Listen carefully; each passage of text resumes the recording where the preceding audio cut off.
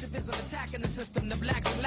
the world where most hip-hop focuses on money, cars, and women, Talib Kweli stands apart with rhymes that are more political than material. The Brooklyn rapper made a name for himself more than a decade ago when he teamed up with Mos Def to release Black Star. While he makes commercial beats with the likes of Kanye West and Mary J. Blige, Talib has stayed true to his underground roots with music that questions the political system. And the same goes for his newest album, Revolutions Per Minute, where Talib takes on everything from Arizona's controversial immigration laws to corporate greed over oil. RT caught up with Talib at a show in Washington to talk about music and, of course, politics. Thank you so much for joining us. We're in Washington, D.C., and I know you've spoken in the past about sort of the frustration with the corruption of the political system until candidate Obama came along. We're more than a year into President Obama's presidency, just a few blocks from President Obama's White House. How do you feel about where we are as a country right now? Has anything changed? I feel like we're better off as a country in general for the election of Obama. I do feel like he's a way better candidate than he is politician. Anyone who thought that the country was going to automatically get better because we have a black president or even have a president as prolific as Barack Obama, it was living a lie or fantasy. I mean, the president itself is a symbol. There's not much a president can do that's more than symbolic.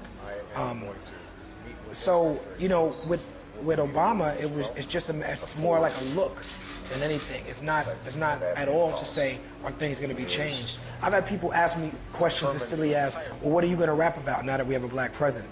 As if my whole creative output is based on some sort of social condition, And that's the way people look at the world, but unfortunately it's not like that.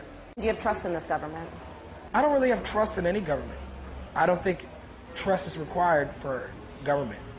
But I think that I think we have a responsibility. You have a responsibility either to participate in it or to dissent. But at the same time, I mean, someone like yourself, who I would say is arguably much more recognizable to a lot of the kids in America than, most of the politicians in this town. Do you feel that with your music you have the power or the potential to affect some of that kind of change? Without a doubt.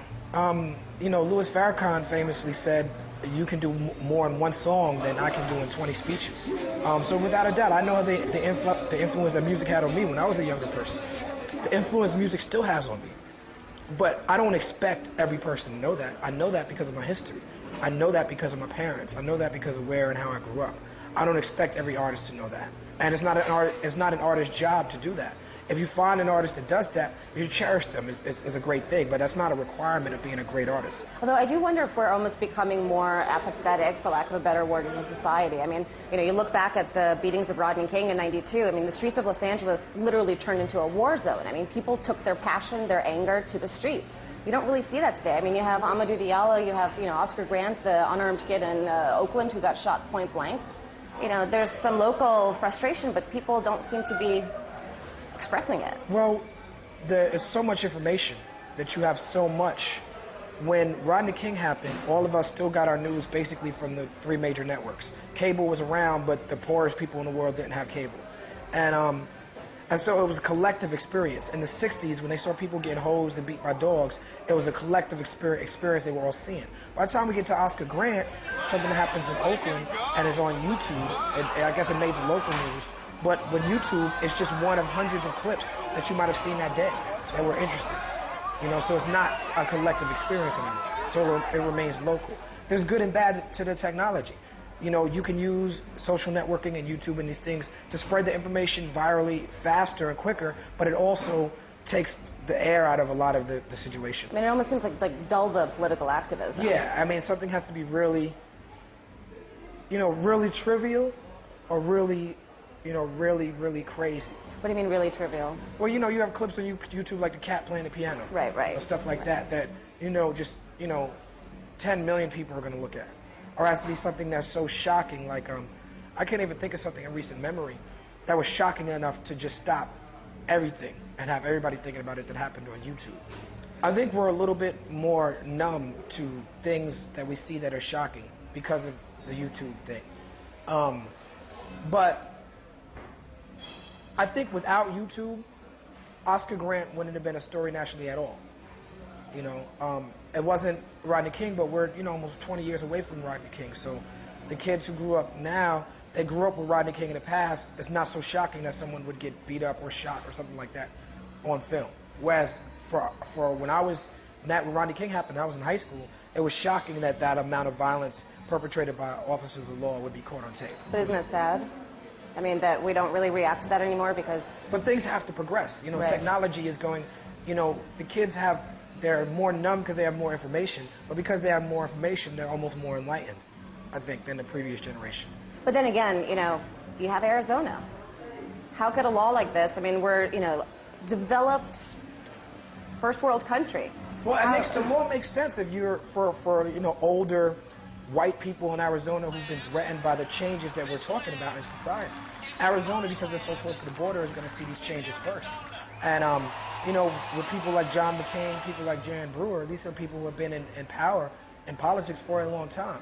And they just kind of, for lack of a better word, and with all due respect, they have to die off for it to change, you know. That their time is up, and they're just grasping at whatever they can grasp right now with the ethnic studies thing and the SB 1070. These are things that make no sense, but they make perfect sense for that mentality. Yeah. That mentality is on its way out. Although I hear what you're saying, and at the same time, you know, we've covered a lot of these Tea Party rallies where a lot of, you know, folks with those kinds of attitudes are younger.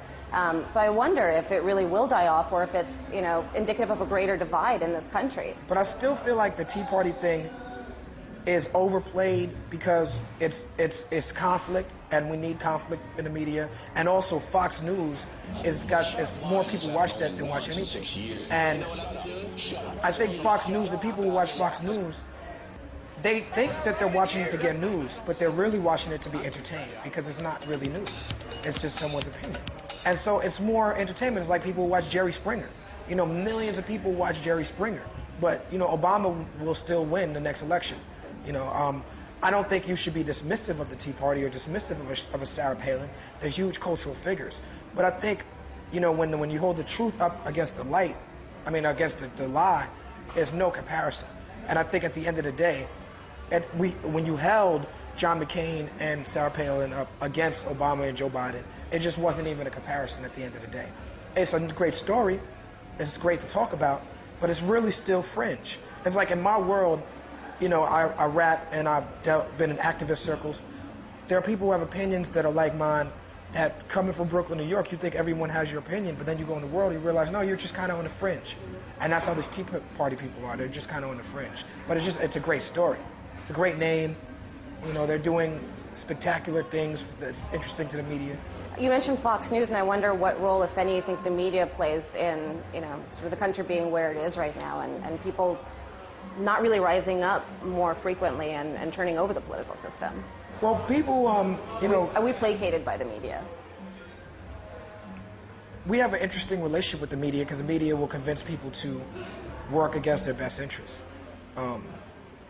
And they'll tell you, they'll do exposés on the media how this is against your best interests, but it's the flashing lights. When things are on TV and they're flashing, we're attracted to them, whether they're positive or negative. Do you see your role as I mean, I'm a part of the media. What I do is media-based. That's the way I reach out to people. So I just try to be responsible. What do you think it will take for society to rise up and, you know, become more conscious and become more active in their world, and not just sit back and, you know, be willing to let events pass you by? I think the people who know better have to find creative ways to bring it to people who don't. You know, you have to... Being elitist is one of the worst things you could do. People accuse our president of being elitist. I think he was misinformed and came across as elitist. On a couple of times when he was campaigning. I think he's far from elitist. And I think that's why he's successful, because he's not. No matter how much they try to paint him as elitist, he's not.